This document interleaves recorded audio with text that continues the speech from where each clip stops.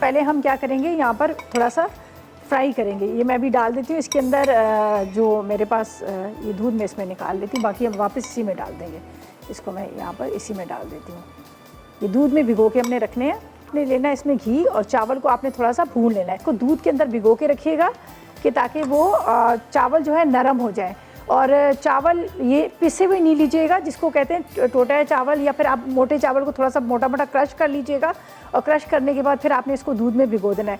ये आप देखिएगा, ये मोटे चावल हैं, ये वो नहीं है कि बारीक बिल्कुल जिस तरह खीर हम बनाते हैं उस तरह से, वो नहीं है, ये थोड़े से मोटे चावल हैं। चावल जब मैंने देखा था वो भून चुके थे, और मैंने इसमें 1 लीटर दूध डाल दिया। अब इसको हल्की आग पे हम छोड़ देंगे ताकि हल्की आग पे पकता रहे।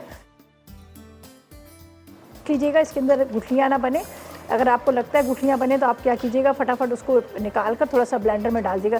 वैसे तो सब घुल चुका है बड़े अच्छे से, भी काफ़ी हद तक तैयार हो चुका है। चावल मोटे मोटे थे हमारे, ये देख लीजिएगा, ये जो चावल, इसको थोड़ा सा और मैंने पकाना है।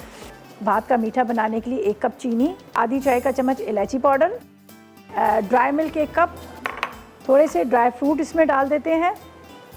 बस ये अभी ये भी हो गया है तकरीबन यहाँ पर, इसको भी अभी निकाल लेंगे। बस यहाँ पर हमारा भात का मीठा रेडी हो चुका है, गाढ़ा गाढ़ा हो गया है।